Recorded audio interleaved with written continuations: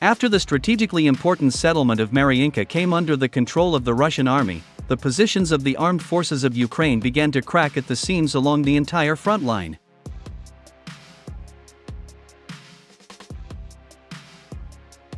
In the Bakhmut direction, the Russian army was not only able to completely capture the settlement of Bogdanovka, but also to enter the operational space, creating ideal conditions for itself to launch an offensive on the city of Chasiv-Yar.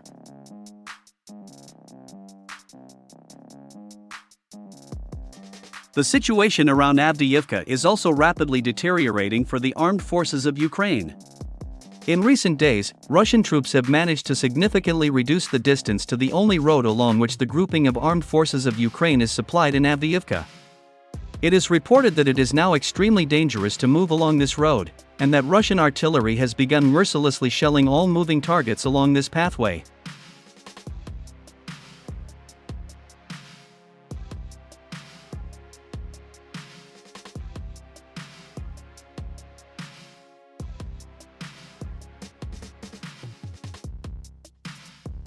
Moreover, even General Zaluzhny, not afraid of the wrath of the Kiev authorities, officially recognized the loss of the city of Maryinka. He also officially announced that the armed forces of Ukraine are likely to leave Avdiivka in 30-50 days. Against this background, it is also worth paying attention to the Zaporizhzhia direction, where the failed counteroffensive of the armed forces of Ukraine began in June this year. So, according to the head of the press center of the Dnipro group, Roman Kadrian, the armed forces of Ukraine significantly reduced their attempts to attack Russian positions in the Zaporizhzhia direction. This fact indicates that the Ukrainian army began to gradually move to the defense, trying to hold its positions near the village of Rabotino. However, judging by the reports from the battlefield, the armed forces of Ukraine will not be able to keep the remaining positions under control. So, it became known that on the morning of December 28, Russian troops managed to push back the armed forces of Ukraine to a considerable distance east of Rabotino, and in the area of Verbov. It is reported that the Russian army managed to advance 3 kilometers in this sector of the front. Thus, the armed forces of Ukraine lost all their positions near the settlement of Rabotino.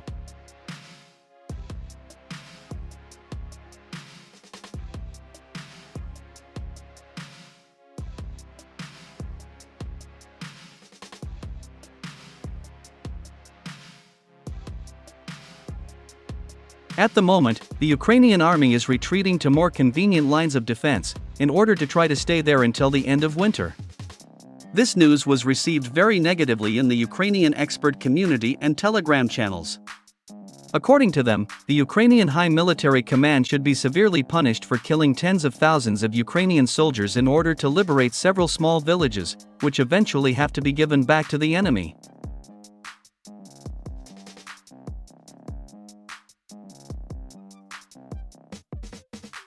Against this background, American military experts from the Institute for the Study of War began to sound the alarm. They admitted that the situation in the Zaporizhzhia direction of the front is not deadlocked, and that the successes of the Russian army here can increase significantly if the Western coalition led by the United States refuses to increase military assistance to the armed forces of Ukraine.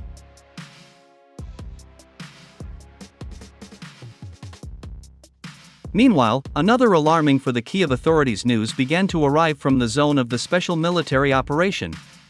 So, it became known that on December 27, Ukrainian soldiers who defected to Russia, for the first time engaged in battle with the Ukrainian army in the Bakhmut direction of the front.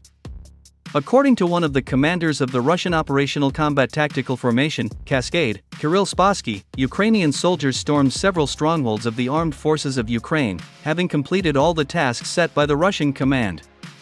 Kirill Spassky claims that Ukrainian soldiers in the Russian army are very motivated, and that they are making every effort to bring our common victory closer through their hard work.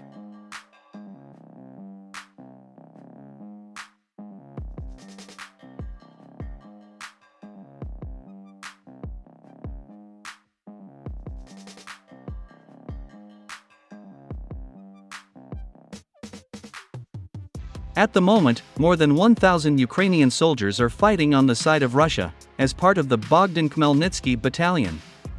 At the same time, it is worth noting that this figure is growing rapidly. It is reported that every third captured Ukrainian soldier expresses a desire to obtain a passport of the Russian Federation and join the ranks of the Russian army.